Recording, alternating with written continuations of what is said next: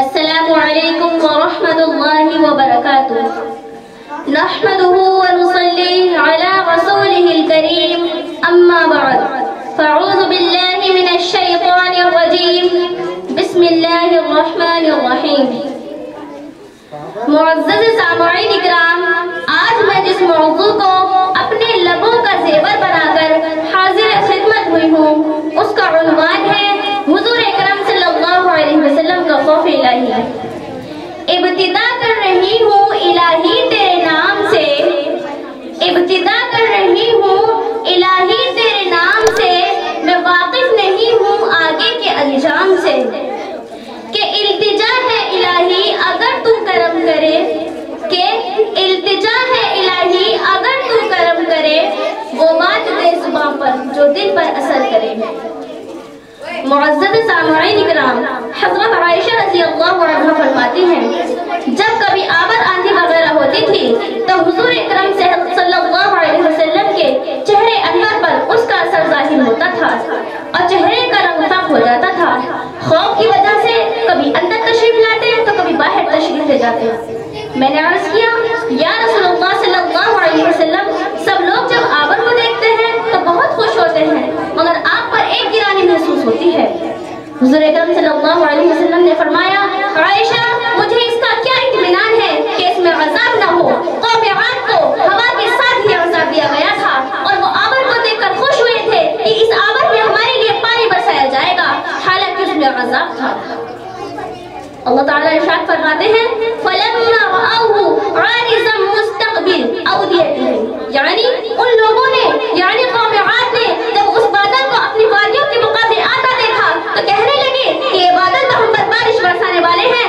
ارشاد خدا بندی ہوا نہیں، برسانے والے نہیں بلکہ وہی عذاب ہے جس کی تم جلدی بچاتے تھے اور نبی علیہ السلام سے کہتے تھے کہ اگر تم سچے ہو تو ہم پر عذاب لے آؤ۔ ایک آندھی ہے جس میں دردناک عذاب ہے جو ہر چیز کو اپنے حکم سے ہلاک کر دے۔ چنانچہ وہ لوگ اس آندھی کی وجہ سے ایسے تباہ ہو گئے کہ بس ان کے مکانات کے علاوہ کچھ دکھائی نہ دیتا تھا۔ معزز سامعین اکرام، حضرت نظر رضی اللہ عنہ کہتے ہیں ایک مرتبہ دن میں اندھیرا چھا گیا، میں حضرت انس رضی اللہ عنہ کی خدمت میں حاضر ہوا اور عرض کیا کیا حضور اکرم صلی اللہ علیہ وسلم کے زمانے میں بھی اس قسم کی چیزیں پیش آتی تھیں؟ انہوں نے عرض کیا خدا کی پناہ حضور اکرم صلی اللہ علیہ وسلم کے زمانے میں تو ذرا سی ہوا تیز جاتی تھی تو ہم سب قیامت کے آ جانے کے خوف سے مسجدوں میں دوڑ جاتے تھے۔ حضور اکرم صلی اللہ علیہ وسلم کا معمول تھا جب کبھی آندھی چلتی ہوتی تھی تو حضور گھبرا کر نماز مسجد میں تشریف لے جاتے تھے۔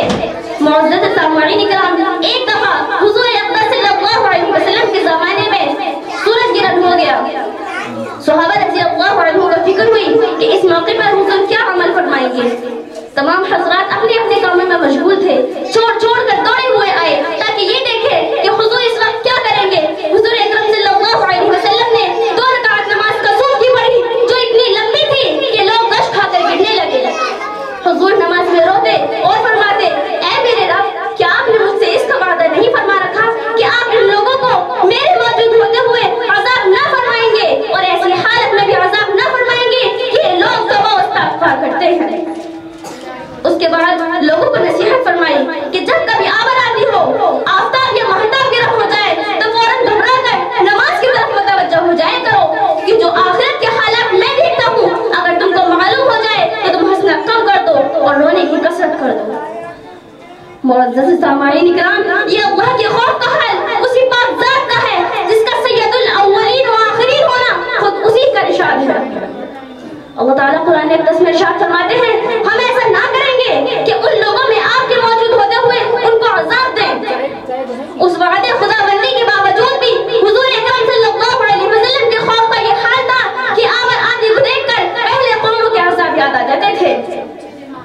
معزز سامعین اکرام، اس کے ساتھ ایک نگاہ ہمیں اپنے حال پر بھی ڈالنی چاہیے کہ ہم ہر وقت گناہوں میں مبتلا رہتے ہیں۔ زلزلے، بارش وغیرہ کو دیکھ کر بجائے اس سے خوف کرنے کے، نماز وغیرہ میں مشغول ہونے کے، دوسری طرح کی قسم کی تحقیقاتوں میں پڑ جاتے ہیں۔ معزز سامعین اکرام، ایک مختصر سا واقعہ حضرت عمر رضی اللہ عنہ کے خوف کا پیش کرنا چاہتی ہوں۔ حضرت عمر رضی اللہ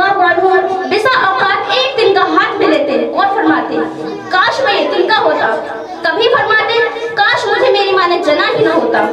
ایک مرتبہ کسی کام میں مشغول تھے، ایک شخص آیا اور کہنے لگا کہ فلاں شخص نے مجھ پر ظلم کیا ہے، آپ چل کر بدلہ دلوا دیجیے۔ حضرت عمر رضی اللہ عنہ نے اس کے ایک دوسرا مار دیا اور کہا کہ جب میں اس کام کے لیے بیٹھا ہوتا ہوں تب تو تم نہیں آتے، اور جب میں دوسرے کاموں میں مشغول ہو جاتا ہوں تو آ کر کہتے ہو کہ بدلہ دلوا دو۔ وہ شخص چلا گیا۔ حضرت عمر رضی اللہ عنہ نے آدمی بھیج کر اس کو بلایا اور درہ دے کر فرمایا بدلہ لے لو۔ اس نے کہا کہ میں نے اللہ کے واسطے معاف کیا۔ آپ گھر تشریف لائے، 2 رکعت نماز پڑھی اور اپنے آپ کو ملامت کر کے خطاب کر کے فرمایا عمر تو کمینہ تھا، اللہ نے تجھے اونچا کیا، تو گمراہ تھا، اللہ نے تجھے ہدایت دی، تو ذلیل تھا، اللہ نے تجھے عزت دی، پھر لوگوں کا بادشاہ بنایا۔ اب ایک شخص آ کر کہتا ہے کہ مجھے ظلم کا بدلہ دلوا دو تو تو اس کو مارتا ہے، کل قیامت کے دن کیا جواب دے گا؟ اسی طرح اپنے آپ کو بہت دیر تک ملامت کرتے رہے۔ معزز سامعین کرام، یہ اللہ کے خوف کا حال اس شخص کا ہے جس کے نام سے بڑے بڑے نامور بادشاہ ڈرتے تھے، کانپتے تھے۔